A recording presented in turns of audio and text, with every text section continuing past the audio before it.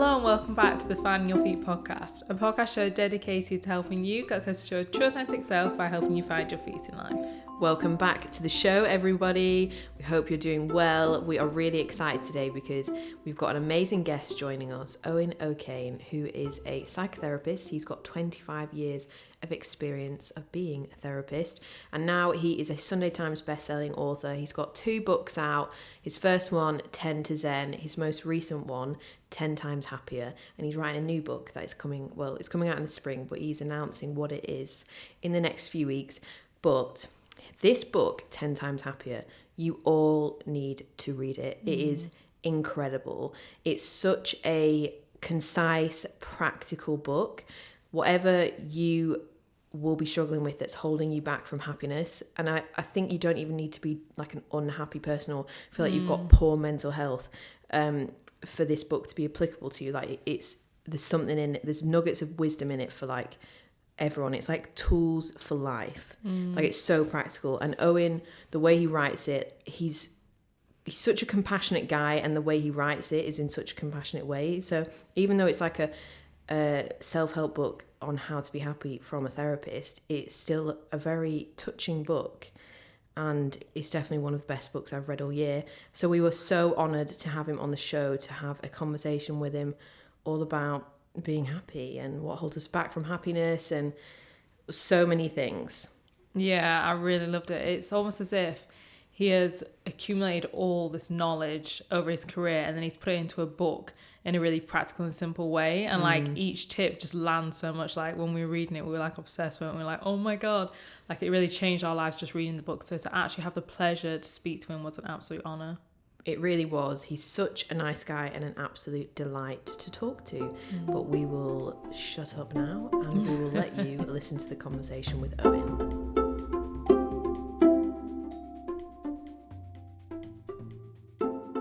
So today we are joined by Owen O'Kane. He's a Sunday Times bestseller of the amazing book 10 Times Happier, which me and Abby recently read. And it was literally, we read so many self-development books, and this book was one of the most practical self-development books I've ever read. I urge all of our listeners to read it, because I just think wherever you are in your life, there's something in that book that you can get help from. And it was just so practical, and there was it was such like it was so compassionately written as well, and like just yeah, it was just amazing. So we're really happy that you've come on the show, and we're so excited to speak to you today.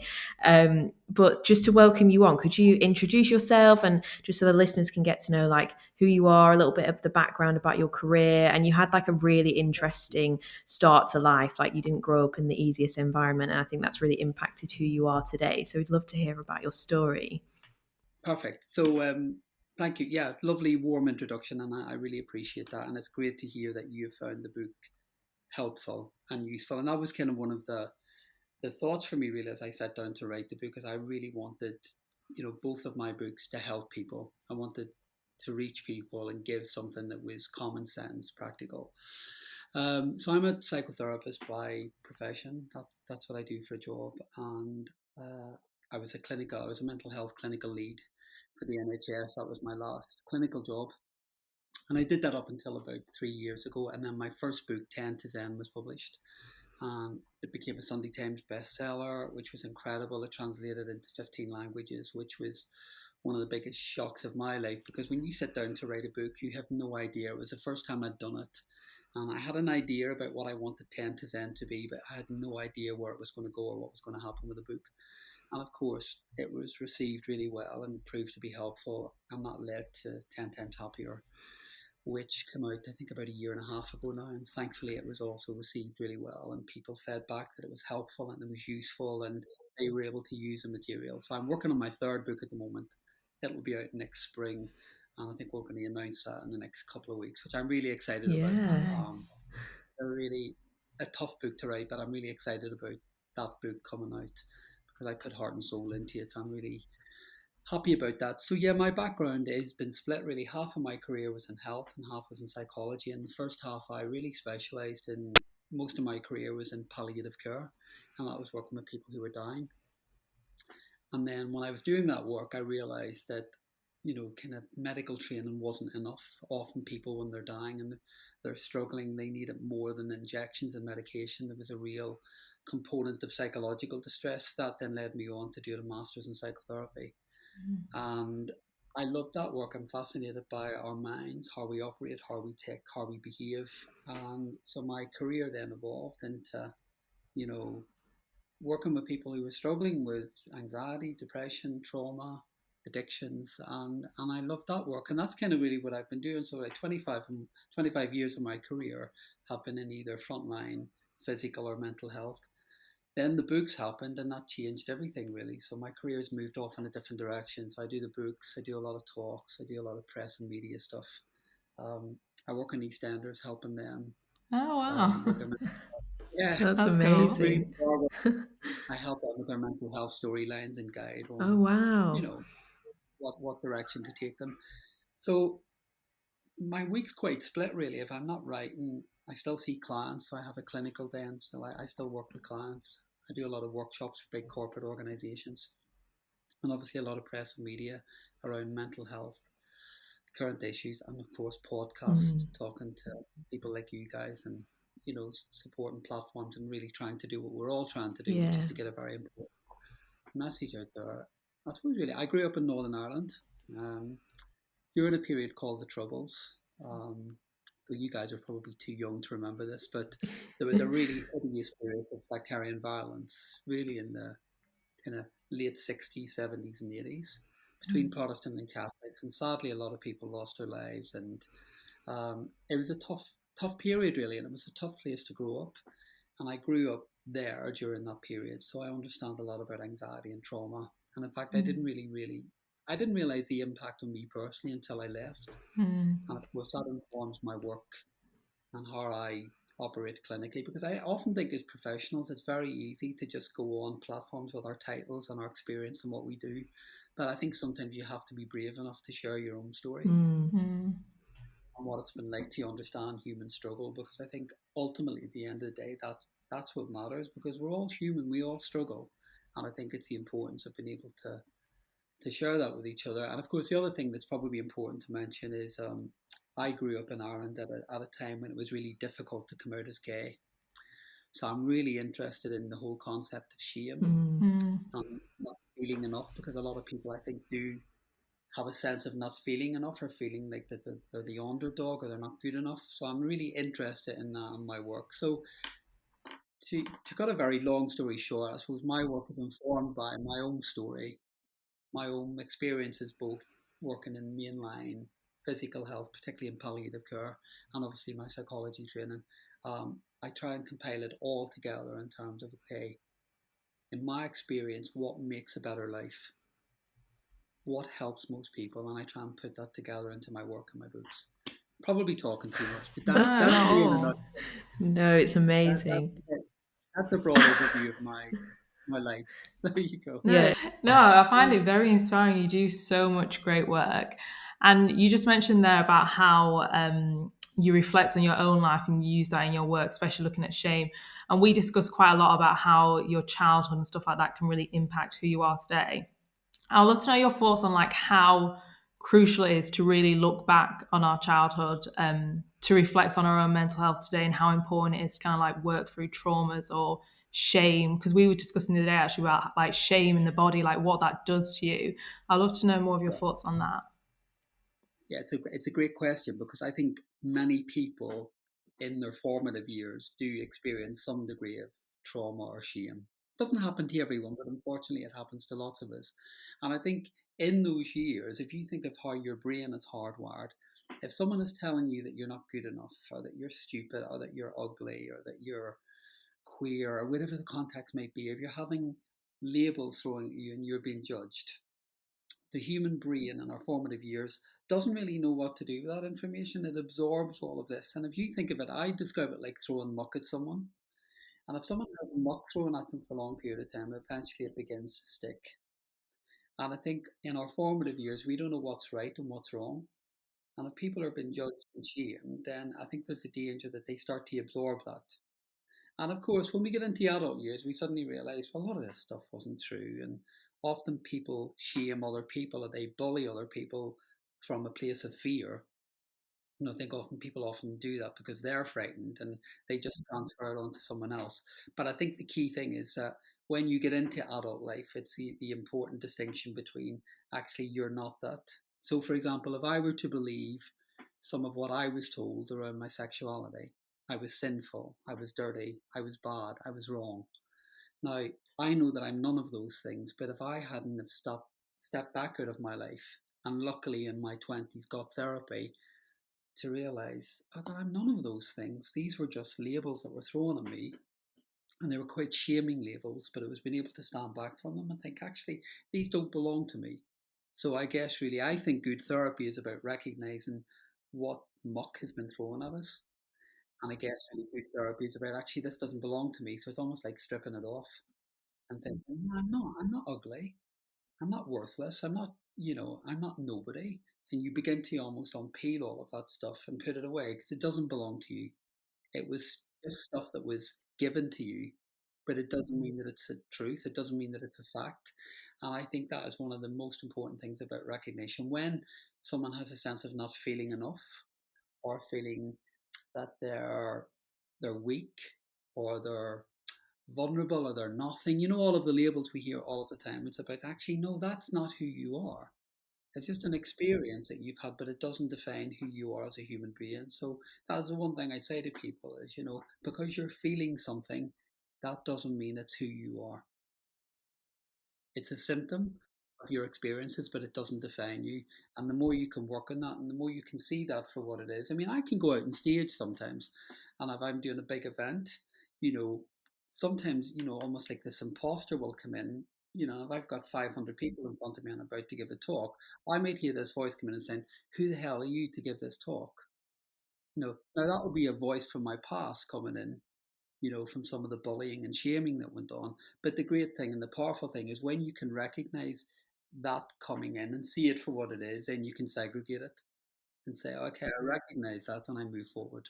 And so that's the power really, I think, in recognizing your childhood, your experiences, and being able to segregate from it. Yeah, it's so true what you were saying, because when we're growing up, if someone does, bully you, make comments, you don't know what is right and wrong, what's rational and what's not. And you can hold on to those beliefs for your entire adult life. And it can really hold you back if you never take that time to really address what are these belief systems that you have that hold you back. But I loved in your book how much you shared about your story and about how when you first went to therapy, because I think it just really helps when you're reading it to really connect to you, to see your background and where you've come from. And then obviously you bring all these incredible tools in each chapter, addressing all these different ways to obviously become happy. It was such a nice read, rather than just okay, here's your problem, here's how to fix it. You're really connected to you in the book. But obviously you've been a psychotherapist for such a long time, such a long part of your career. You will have treated so many people.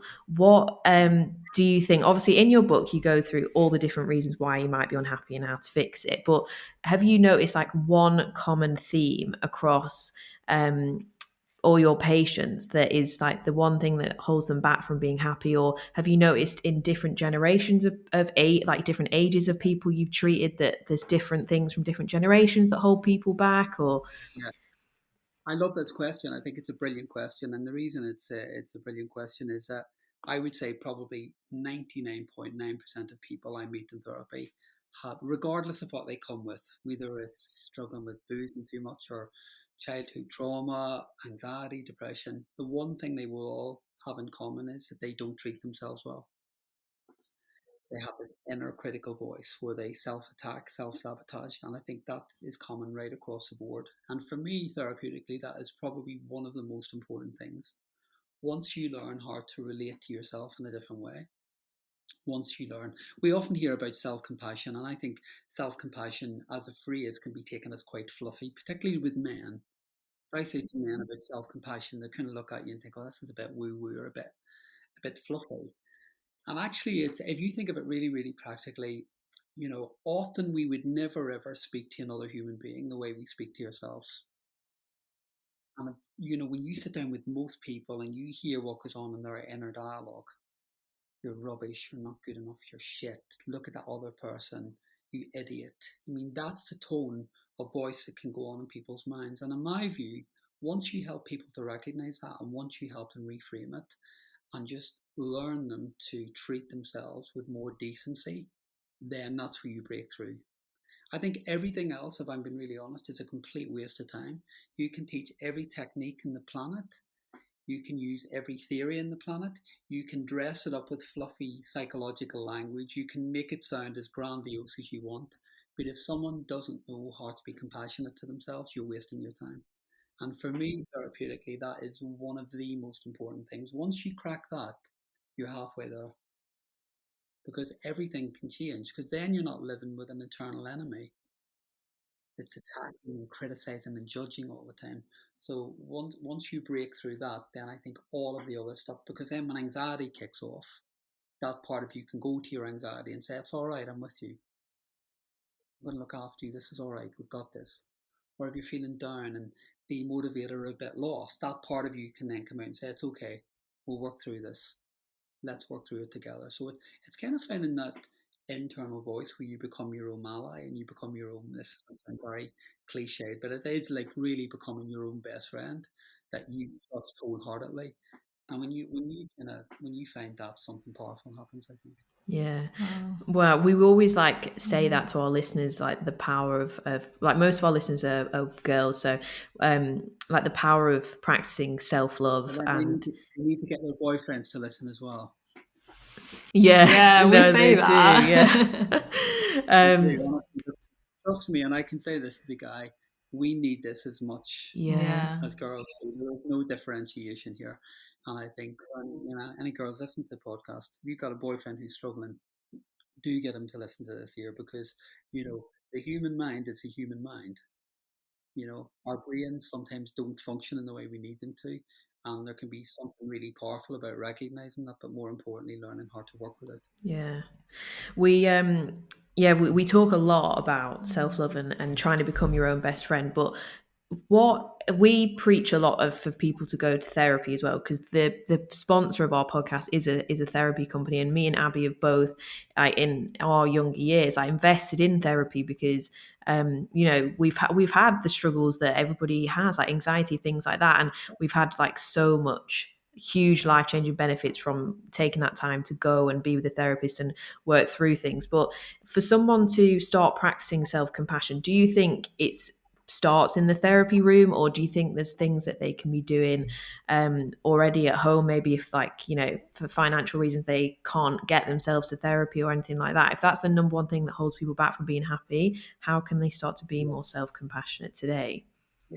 Again, it's a great question. I mean, of course, look, I'm a therapist and I advocate therapy. I think most people could benefit with therapy, because most of our lives are complicated.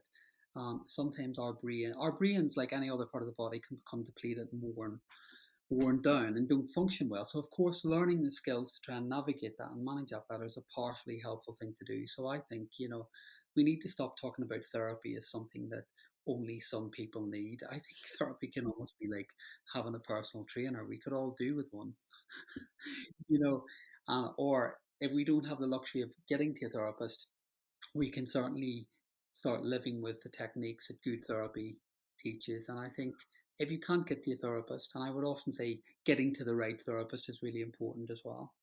Choosing a therapist that's right for you and choosing a therapy that's right for you, not just any therapy. It has to be, for example, cognitive behavioral therapy. The evidence for that around anxiety and trauma is pretty decent. So you'd want, I would say, if somebody's really struggling with anxiety or panic disorder, a good cognitive behavioral therapist is probably a sensible option, because that's where the evidence is for treating anxiety disorders. But so thinking about that really carefully, but outside of therapy, of course, you don't need to wait to start therapy. You can start doing that today. And I think there are two things really: is one, recognition, because sometimes that critical saboteur type voice is so second nature that it just becomes almost embedded in who you are. So people just see it as normal. And I think it's the importance of being able to stand back and firstly recognize, God, that's really harsh. God, that is really tough. And the recognition is then, okay, is there another way? Can I replace that with something a little bit different?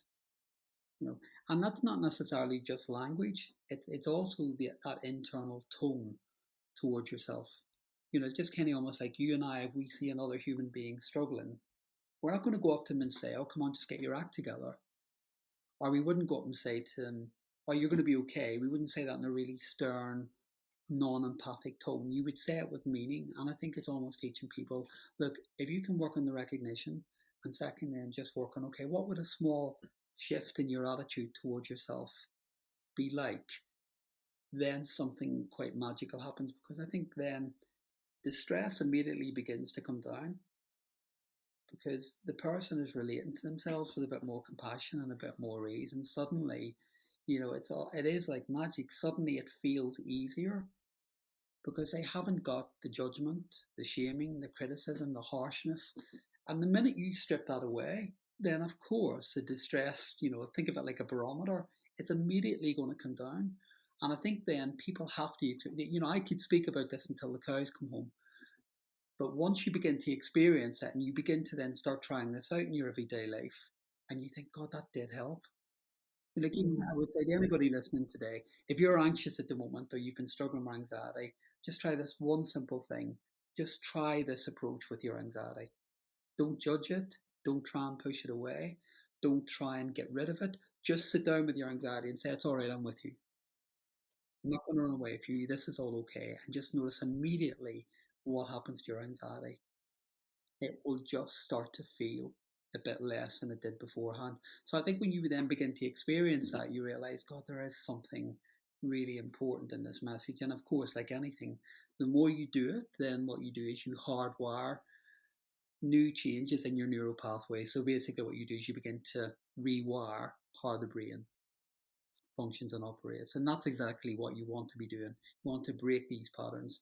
You want to set up new neural pathway responses so that you get more healthier responses. So it's not just an action. When I talk about self-compassion or any of these concepts, they're not just fluffy concepts about, oh, just like yourself, love yourself. You're doing something really powerful with you kind of really reprogramming your brain to work in a better way for you.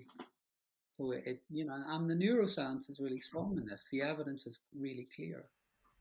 Very. Sorry, you literally asked me a question. No, we're loving it. I really love that answer, because we do talk a lot, like you said, about that, about like recognizing your thoughts and understanding that you are not your thoughts.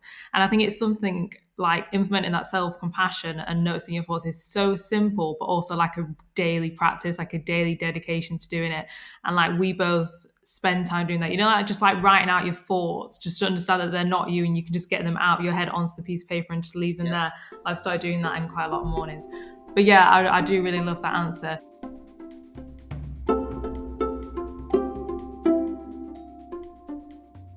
As you will have heard throughout this episode, Owen has been stressing the importance of therapy and how everyone could do with a little bit of it. It's just like getting a personal trainer for your mind, and our podcast is sponsored by an online therapy company called BetterHelp, and they are available for clients all over the world. So wherever you're listening to this podcast right now, you can get a therapy service for whatever issue you have, whatever mental health problem you feel like you're struggling with. They have a huge range of expertise. They've got somebody on their platform that can help you. Yeah, exactly. As Owen explains in this episode, I feel like therapy is more about just allowing someone to hold your hands and letting you face the things that you don't want to face. Like, that's probably one of the main benefits which I got out of therapy. And just remember that you are all worth it. And I think one of the main things that does stand in the way of people getting therapy is obviously the financial investment. So we are really proud to be sponsored by BetterHelp, as they do offer therapy at that more affordable price. Not only are they more affordable, they are also giving the Finding Your Feet podcast listeners a 10% discount off your entire first month of therapy with BetterHelp. So to get this discount, all you need to do is go to the link betterhelp.com/findingyourfeet. That's betterhelp.com/findingyourfeet. We have left the link in the show notes. Just go through there and the discount is automatically applied to your account. Once you fill out the questionnaire, you'll be set up with a therapist that is perfectly aligned with you in just 2 days, and you can start your therapy journey. And if you have any questions at all about therapy or BetterHelp, just come and chat to us on Instagram at Finding Your Feet Podcast. But let's get back into the episode with Owen.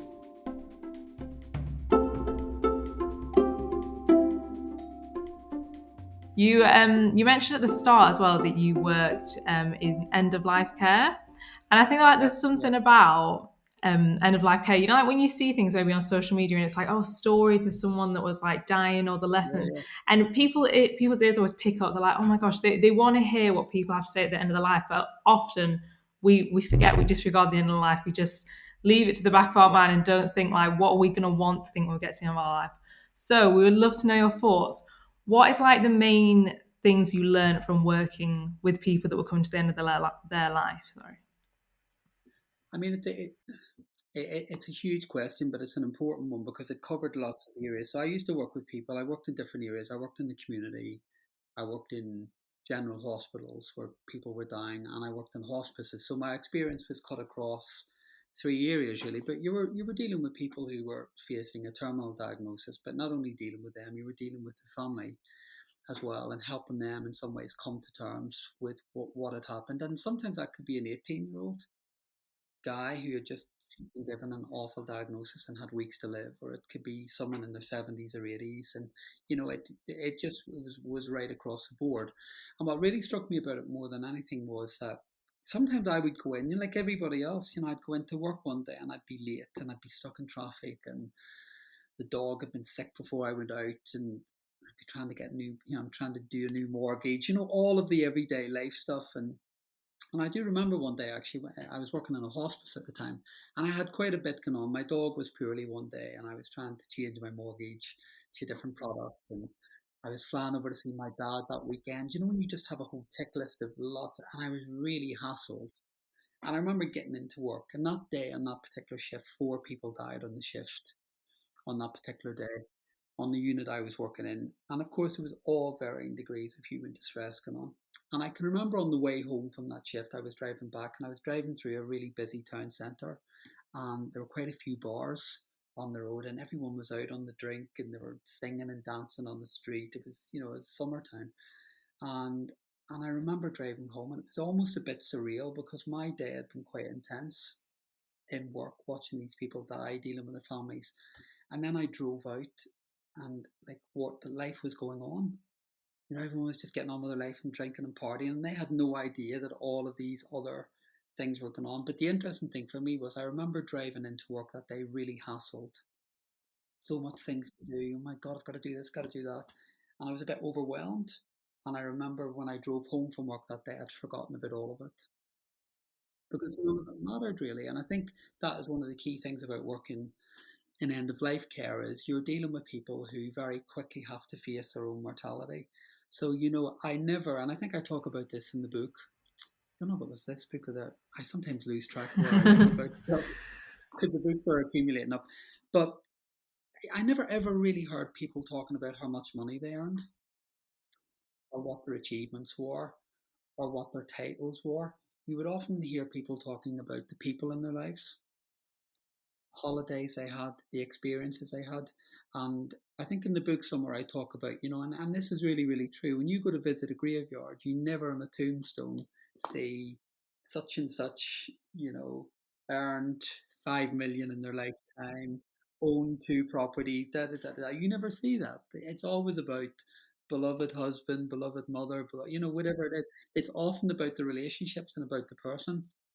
And I think working in that area really taught me about simplicity above everything, about not overcomplicating their lives, and about not taking things too seriously. I mean, people think working in palliative care, end of life care, is quite heavy, and actually, it wasn't. My God, the job was sometimes really good fun at times because you got to know people.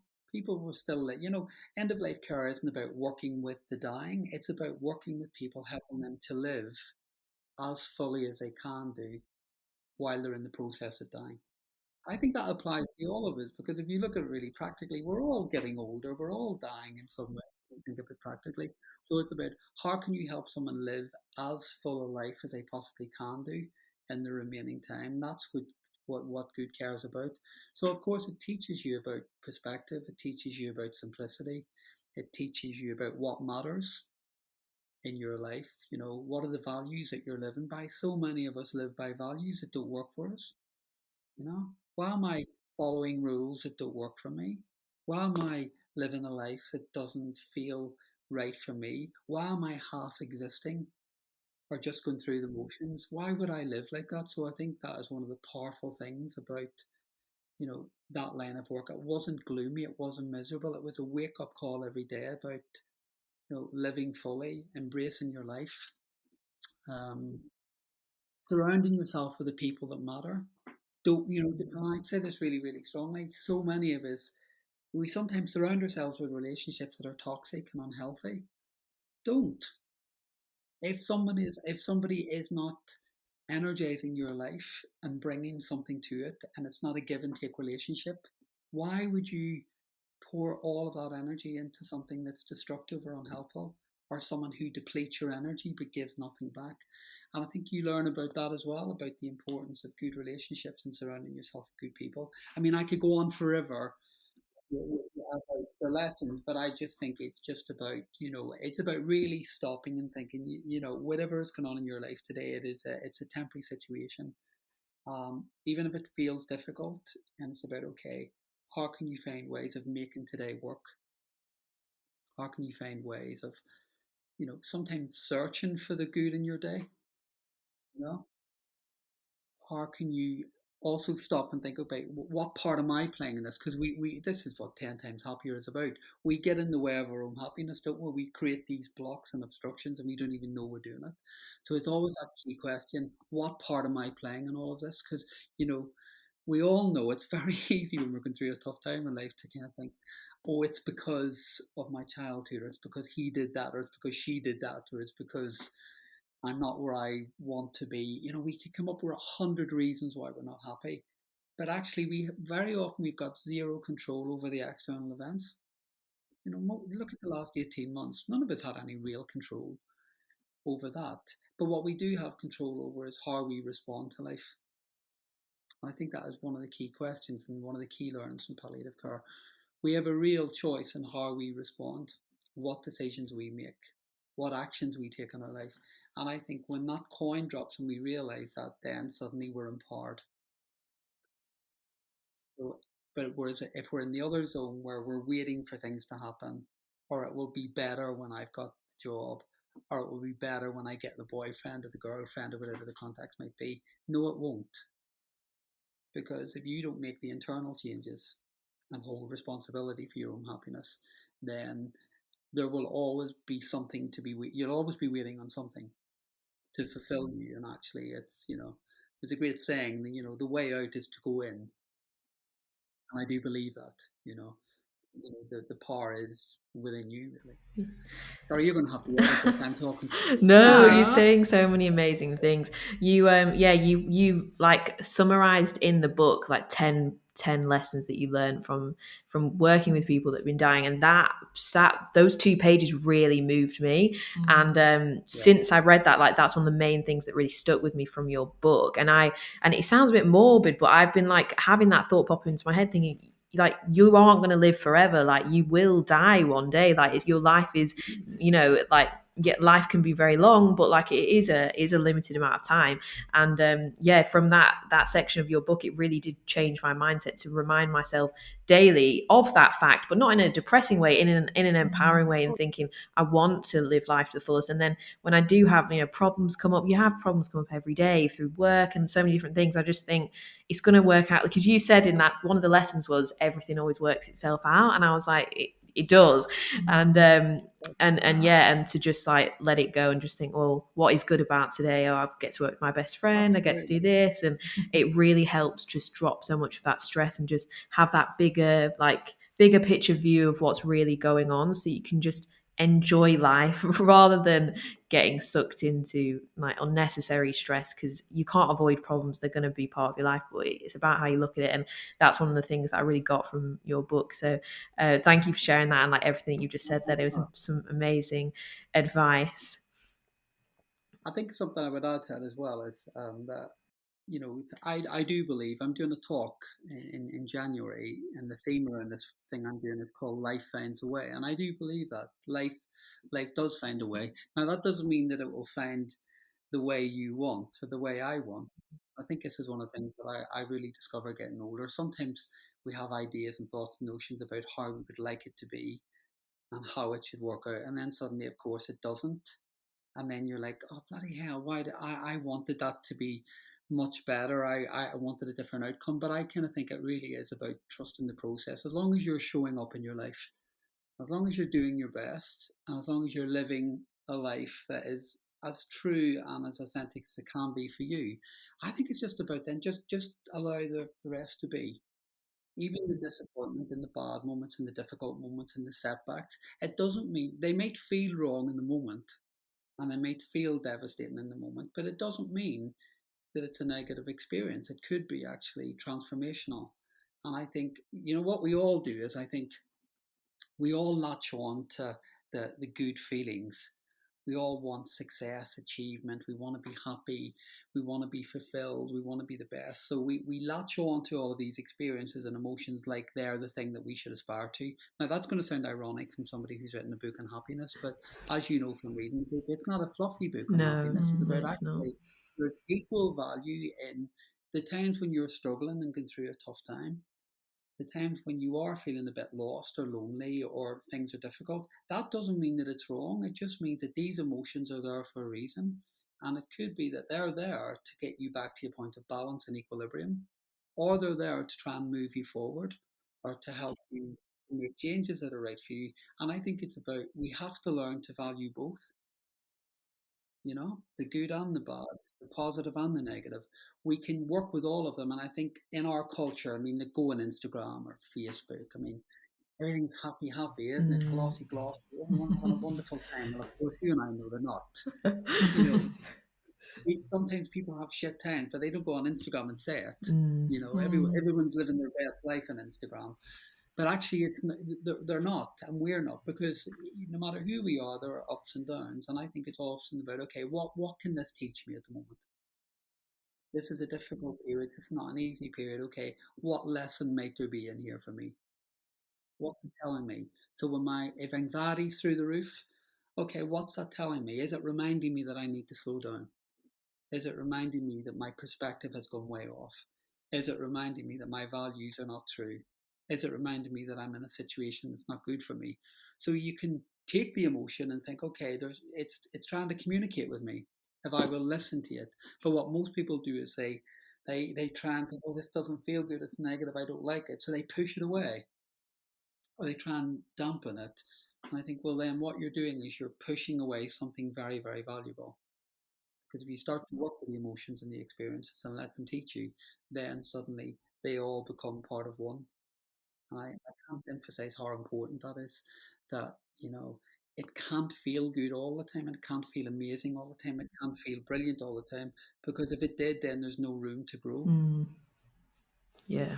So you have to make room for all these other things. Yeah. It's taken me a long time in my life to realize that, but I think it's fair. But I'm much older than you guys. No, it is so true. Like in the tough times, you feel so uncomfortable, but once you kind of get through it, you can look back and see that there was massive lessons for you in that difficult period, and it amounted to you becoming this better version of yourself, and huge growth comes off it. And I think what you were saying about just sitting with the anxiety, sitting with the difficult emotions, that's like half the battle. I think we just try and run away from them because we're scared of them, or what is in there, what does this mean? I don't want to feel like this, I always want to feel happy and da-da-da. But when you just sit with it, it subsides quicker, and there's always something in there to teach you, and no matter how horrible the feeling is. And I loved in your book as well, in your last chapter, about like the coping in tough times, and you just kind of give people that strength that like you are going to get through whatever it is that you're going through, and that life will come back round full circle and you will find happiness again, because that is just the cycle of life. It's up and down, there's different points, but be strong enough to get through it. So I think when people remind themselves of that, then they'll go towards their anxiety or their depression and just think, okay, what's going on here? Let's look at this. And like you said, self-compassion, and sit with it. Yeah, and even I'm a bit, I've been talking about this a lot recently in terms of, we've got a lot of labels around at the moment around anxiety disorders and depressive disorders and, trauma-related disorder. Now, and if I'm being honest, and I'm saying this as a professional, I mean, sometimes a diagnosis can be really helpful because, sometimes someone might need a diagnosis to get the right treatment. So I'm not poo-pooing diagnosis in themselves. But there's another part of me thinks, you know, it is actually human sometimes to be anxious, and it's human sometimes to feel low. And I think we all have to get much better at normalizing the fact that as a human being, there may be periods in your life when you're more anxious than you would normally be.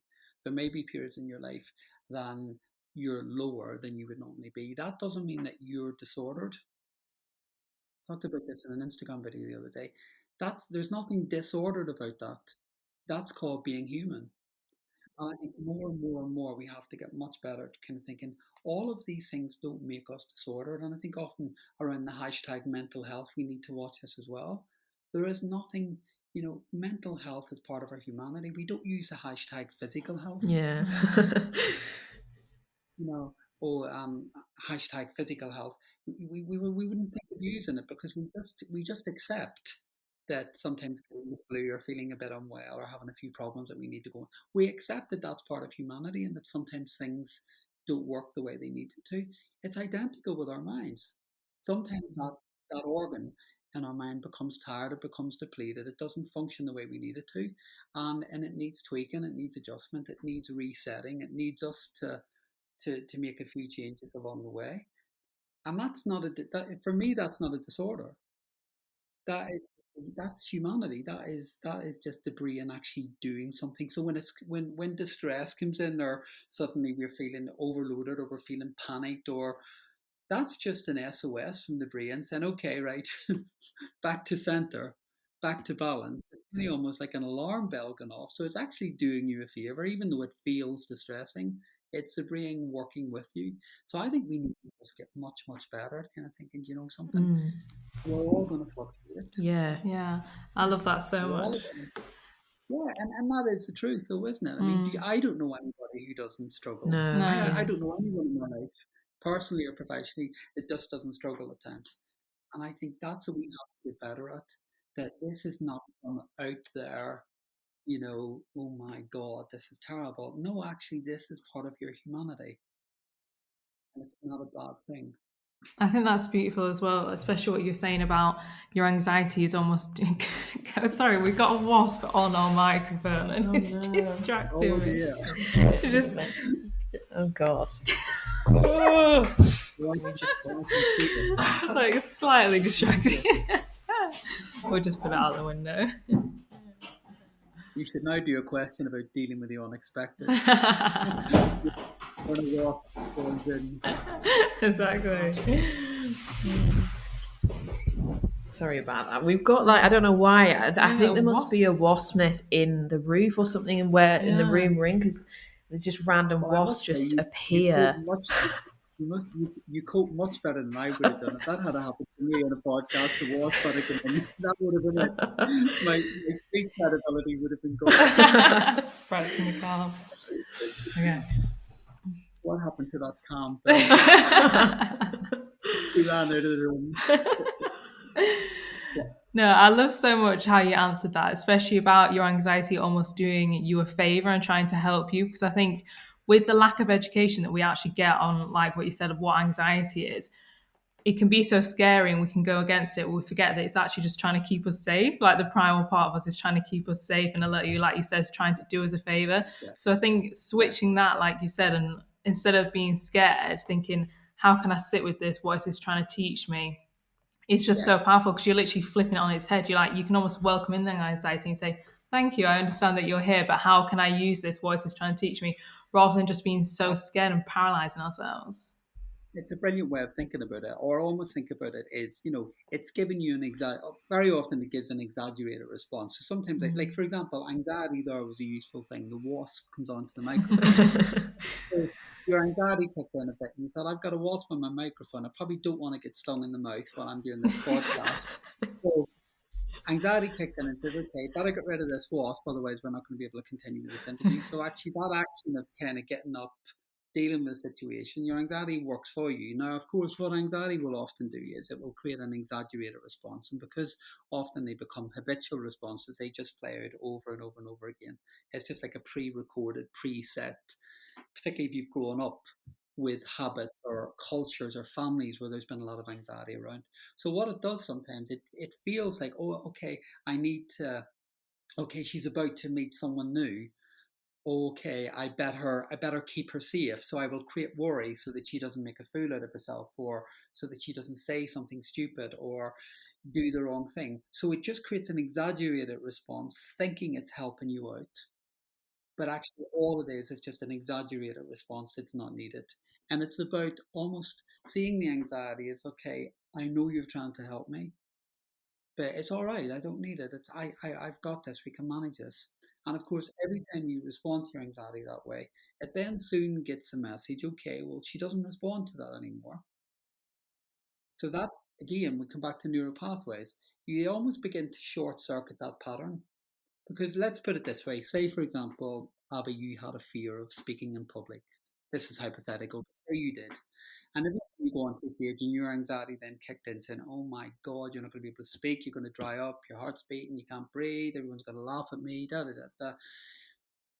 If every time you go onto a stage, you then kind of think, okay, oh my God, it's happening again, and you just keep following the same pattern, then eventually it will start to feel a bit overwhelming. So, of course, every time you repeat that pattern, your anxiety will then kind of say, okay, well, she doesn't object to this. So I must be right to keep creating these worry thoughts and these responses. So I'll do it again. Your job is to almost come in and short circuit that belief. So when it comes up again, and you know actually nothing bad's going to happen, you're going to do the talk and you're going to be fine. You've got to come in and you've got to start working with your anxiety and say, I know why you're here and I get it. And you think it would be safer to run off a stage and hide in a corner at the minute because it's less of a threat short term. But actually, that's not going to be good for me and my work and what I'm doing. So thank you for rocking up for me, but we're going to be fine. We're going to manage it. You immediately then short circuit a pattern. And of course, the more you short circuit the pattern, then it gets a message and it kind of thinks, oh, that doesn't seem to work in the same way anymore. Or maybe I don't need to do that as much anymore. So I will create a different response. So then you get a much more measured response. So this is what I talk about, being active, being very proactive in managing all of this stuff. It's not just about talking. It's also about, how you self-talk, how you relate to your anxiety or your emotions, but also the actions you take. Mm-hmm. Yeah. Very It's interesting. very much a do. It's very much a doing. Mm-hmm. Therapy and all of this work. It's never, never, never just about thinking thoughts. All of this is about, it's action based. Yeah.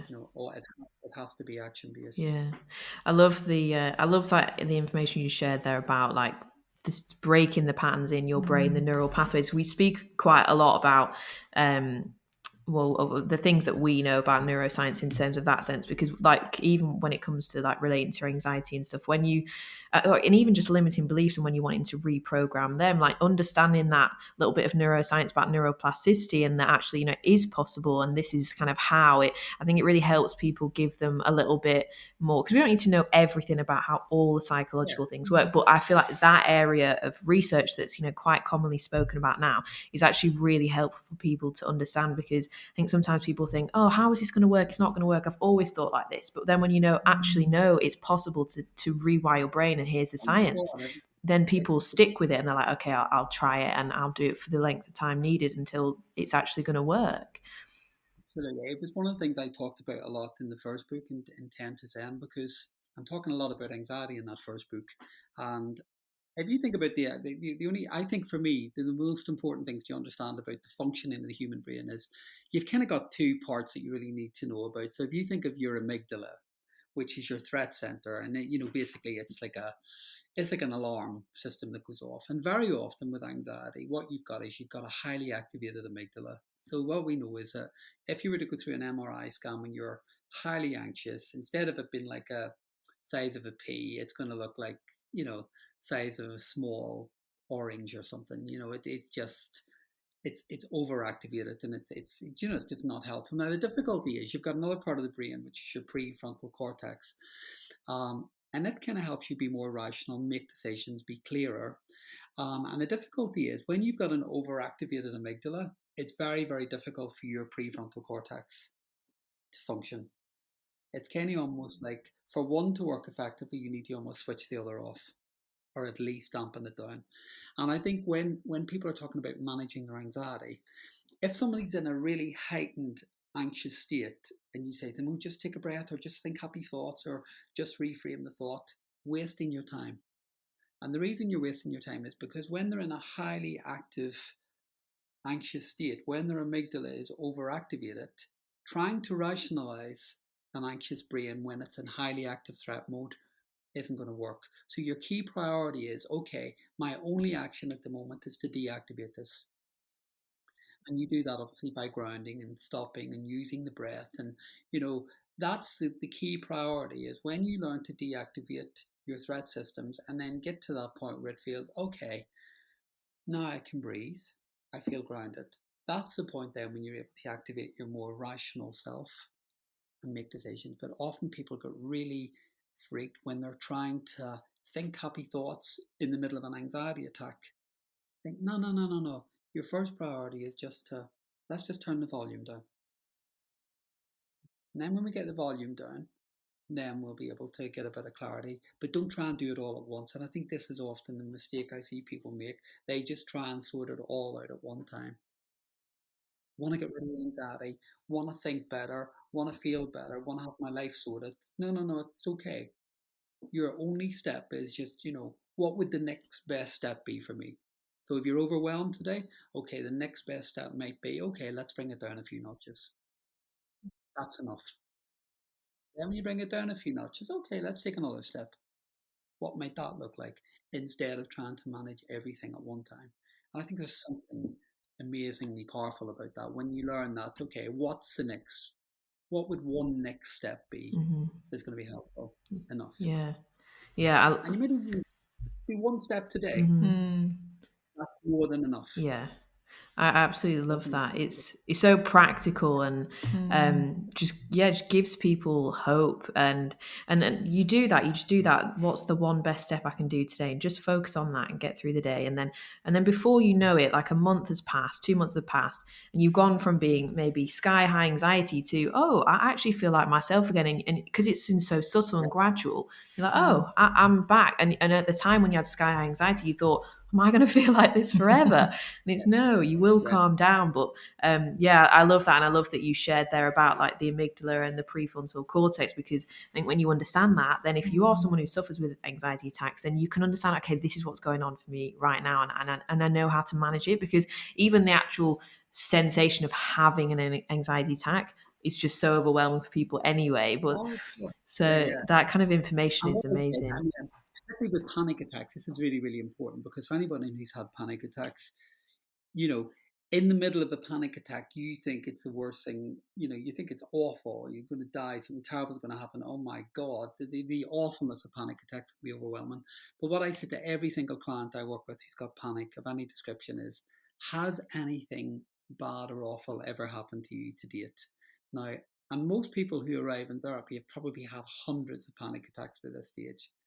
And they just kind of look at me blankly and think, okay, have you ever lost control? Have you ever died? Have you ever had a heart attack? Has something terrible ever happened? And every single time they say no. I say, well, brilliant. What a great place to start, because you're telling me that you've probably had 200 panic attacks in your life. Okay.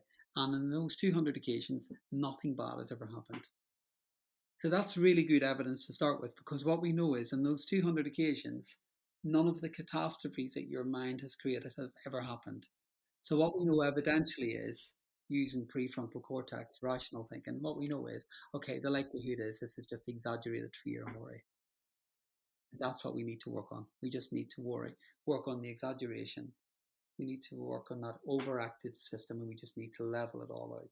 It's no more complicated than that. I love that so much. I feel like people listening will really, really benefit from the knowledge that you shared there, because like you say, it's just really practical to understand what is going on in your mind, especially with that, like kind of the embodiment and just getting back into your body before you try and work through it. I really love that. We really wanted to ask you a little bit about, obviously, what we've all just been through, this collective pandemic, like the aftershock of it. For people that maybe, because I know I've certainly noticed this even within my friends, that may have struggled a little bit with their mental health in the past, and then with this pandemic hitting, a lot of people really suffer because obviously no one really knew what was going on. And I was saying to Grace Right. that I don't know if you know Tara Swart, who is a neuroscientist. She was explaining that in the Second World War, we all had these like collective, really bad nightmares, and that has happened as well in this pandemic. But it hadn't happened since the Second World War because that's how much stress and worry we were under. So, Yeah, have you yeah. noticed like a difference within your work, people struggling more with mental health, or maybe for someone that was hit with their own mental health, their own anxiety within the pandemic, and is still struggling to get back to their normal self? What would your advice be? I talked about it a lot. Actually, I coined a phrase a couple of months ago called post-pandemic stress disorder, which isn't PTSD, but I talked about it, and some of the big press, I think the Financial Times picked up on it actually and did a, they're interested, Google it, they did a huge piece on it. And then somebody in America picked up on it because at the time there were a couple of other therapists saying, oh, this is rubbish and you can't compare this to PTSD. Now, I wasn't saying it was PTSD. What I was saying is that I believe that there will be a secondary trauma like response to this that we won't see at the time, because with trauma you never really see the true impact at the time, you see it months later. And I do believe that for many people, when you think of the practicalities of it, we weren't expecting this to happen. We couldn't travel, many of us were locked at home, people were getting ill, we were seeing horrific headlines every day. Our routines had changed. People were losing people. People couldn't say goodbye to loved ones. It wasn't just one thing. People were losing their jobs. People were losing their businesses. There was a collective sea of awfulness going on for a lot of people. Now, you cannot, it would be impossible, not because we were seeing it every day on news, on television, radio. We were absorbed in this stuff every day. It would almost be abnormal not to be impacted by that at some level. And I think to a lesser or a greater degree, a lot of people were traumatized by the fact that, oh my God, the world I live in is now different. Everything that was safe and familiar to me has now changed. So I've been talking about normalizing the fact that, okay, to be struggling or not feeling great after this year, I worry more about people who have almost been, well, what was it? It's fine, because I think, well, have you been living somewhere else for the last 18 months? To not be impacted at some level would worry me more, because I would think then, well, is that about disconnection or dissociation in some way? So what I would say is for anybody listening, if you have noticed struggle, if you've noticed that you're still not feeling great, waves of anxiety coming, just not feeling completely balanced, I think that's absolutely fine, because we're still readjusting, we're still coming to terms with it. There's still residual headlines, there's still updates every day on the number of new cases and how many people have died. So I kind of think, even though it feels like we're out of the epicenter of the volcano of the last 18 months, we're still going to get aftershock. I think Abby used the phrase aftershock there, which is at the beginning. I think you said that. It's a great way of phrasing it. I still think there are going to be a few aftershocks. And I still think we're all kind of still a bit, okay, well, what does this mean? And it's going to play out for some people in different ways. Some people are going to struggle reintegrating back to normal life, whatever that looks like. Some people are going to struggle with trying to restart again and build their business, or get back to university, whatever the context might be. So I think it's about, it's all right. And whatever you're experiencing at the moment is probably very normal under the context of what we've all just been through over the last 18 months. What I would say is that if you get to a point where you're struggling to function on a daily basis, where every day just feels harder than it needs to be, or you're feeling hopeless, or you're feeling completely overwhelmed more than normal, then that's the time I would say, look, just go and have a chat to your GP and get a bit of help. And I think I would say that broadly, generally. Sometimes we can cope independently. Sometimes talks, workshops, self help books can be mega useful. But there are times when you think, actually, it's just not cutting it. I need a bit more. That's the time to have the courage and just to chat to a professional, chat to your GP and say, look, I'm finding this a bit difficult, because often treatments can be mega effective, whether that be talking therapy. Sometimes people need medication on a short-term basis. It's not for everyone, but some people do. And what we know from the research is that about 30% of people might need short-term medication interventions to get them through difficult episodes. There's nothing wrong with that. If you had an infection, you wouldn't hesitate going to see a GP for antibiotics. So it's not a. I try to move away from judging. Medicate, don't medicate. I think it's an individual thing, but it's just about having the courage to go and speak to someone who's got the experience, who's got the know-how, somebody with proper experience in training, not just, someone who's done a weekend training. Go to somebody who's well qualified and knows what they're doing, and just talk through with them what's going on for you, because more than often they will have some solution that's going to help get you back on track again. Most things we can deal with, things can be treated, things can improve. You do not need, and I can't emphasize this enough, you do not need to wake up feeling awful every day. And if you are waking up feeling awful every day, then you can and you should get help with that, because that's not a way to live. Yeah. That's not living fully. Thank you so much for that answer. I think it will bring a lot of comfort to a lot of people, because I think so many people have still felt weird coming out of this, even though we're not in lockdown, we don't have restrictions. So that will probably bring a lot of peace to our listeners. So thank you. But we could talk to you all day, and there's so many more things we'd love to ask you. I feel like I'm in a pub. Yeah, it's really good. Yeah, this has been an amazing conversation. It's funny, isn't it, when you're doing a podcast, you forget you're doing a podcast. Yeah. You could be in a podcast. But I mean, it's been lovely. It's been really lovely talking to you guys. Yeah, we've enjoyed it so much. It's been really, really valuable advice. So thank you so much for talking to us and sharing all your knowledge and expertise with our listeners. And I'm sure they're all going to want to come and read your books and get involved with you. And on your Instagram, you share so many good things on your Instagram, the videos. I hope so. I mean, Instagram's hilarious for me. This is a true story. When my first book came out and stuff, and it was all a bit of a shock to the system, my agent said to me about getting Instagram and stuff, and you need to get, because I hadn't done any of these platforms. Yeah. To be honest, I didn't know what Instagram was. TikTok was on another level. I'm talking about a clock in a room. I didn't know what it was. And one day, I was talking to my manager, and she said something about a hashtag or something. And I looked at her and I said, "What do you mean by a hashtag?" And she looked at me and she said, "Is that a serious question?" Yeah. I said, "What is all this hashtag?" And she said, "Shit, we've got work to do." I haven't done any of this stuff. I don't know what a bloody hashtag is, or tagging people and stuff. So I started on Instagram. I mean, literally, I set up the profile. I ain't got a clue. I didn't know. Like, oh, what is this? How do I put a video on? What do I do? I had zero knowledge. I mean, so this is like a proper old person here talking about how to get around Instagram. And it's been incredible actually, because I've been learning new stuff. But I think it's about 25,000 people on there. And I started out with zero knowledge of how to operate that platform. And it's incredible actually to think, okay, those people are on there, and I think the videos do help. Yeah, definitely.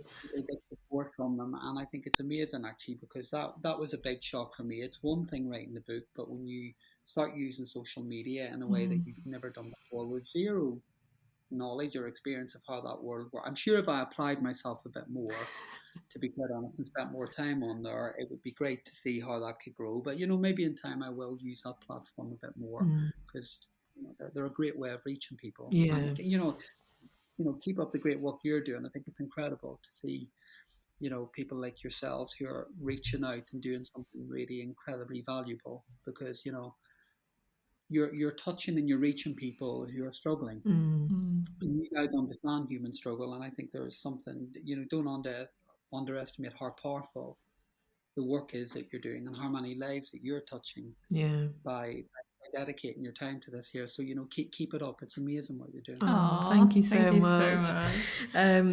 So where can everybody find you? What's your username on Instagram? Like, where can they get your books? And you've got your new book coming out. So the books are on Amazon and all the bookshops and digital outlets. So the first one is called 10 to Zen, and the second one, is 10 times happier. The third one we're going to announce in the next couple of weeks. It will be out in the spring.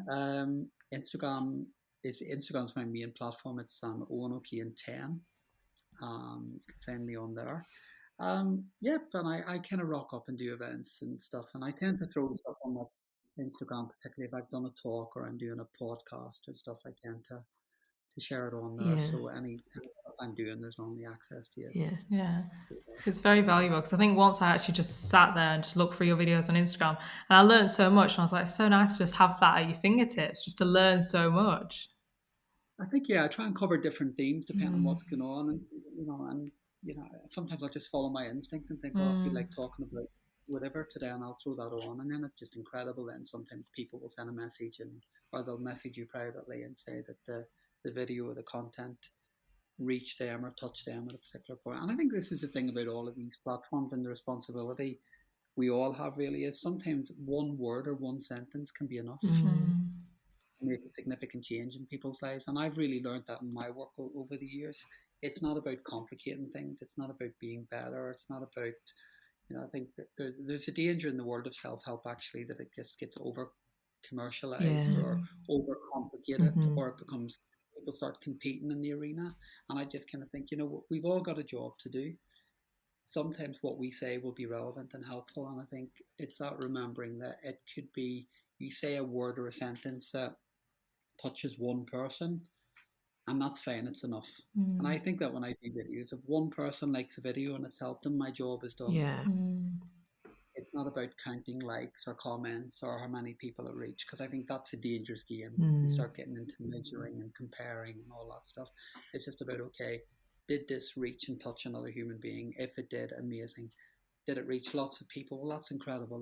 That's a bonus. And I think for all of us, when we do that work, if we approach our work that way, you just don't know where impact is going to land.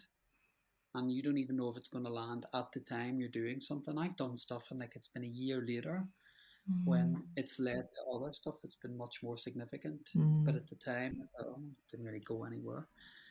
You just don't know. So I just kind of think, for me anyway, I can only speak for myself. You can only just show up and do what you do best authentically and be truthful and honest and give what you can on the day.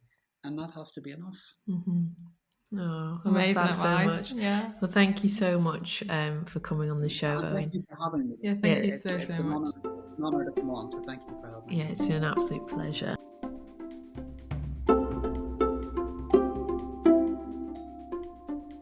Wow, I feel like there were so many amazing nuggets of wisdom within that episode, and it's definitely one that I'm just going to listen to again and again, because he explains everything in such a practical way, but just like really life-changing advice. I wouldn't mind him being my therapist, Yeah, that's exactly what I was thinking through like the whole episode. He's so like calming and step by step you can get there. Yeah, it just makes you feel like it's going to be okay. It's really going to be okay. Yeah, he was really nice vibe. Really enjoyed speaking to him, and I hope you guys enjoyed the conversation. And if you want to pick up some of his books, you can just get them anywhere, Amazon, all the usual places. But we really recommend that you do try them out, because he's very, very good at writing books. Yeah, life-changing books. If you are in need of any tools to support you on your own mental health and self-development journey, head to our website, findingyourfeetpodcast.com, and you can download a range of meditations and affirmation playlists that have been recorded and planned by me and Abby with really nice relaxing music behind them, so that you can start calming down your anxiety or start rewiring your beliefs about not being enough with the self-love and self-belief affirmation playlist. They are all a really affordable price of $3.99 each, and you can download them straight to your phone, your computer, or your devices, and you get lifelong access. Yeah, affirmations and meditations are something that really did transform our lives, especially just putting them on in the morning, aligning you ready for the day. So if you do want to check out the affirmations, maybe it could be something like self-belief, maybe you've got like a new job adventure you're going for, there'll be something there for you. So go and head to our website and shop them now. The link's in the show notes. And after listening to this episode, if you are feeling inspired and encouraged that therapy is actually the right thing for you to do now, but you're not sure where to turn to get access to therapy, then don't forget to head to betterhelp.com/findyourfeet, where you can begin your therapy journey with our 10% discount. But thank you so much for listening, everyone, and we will see you next time. Bye.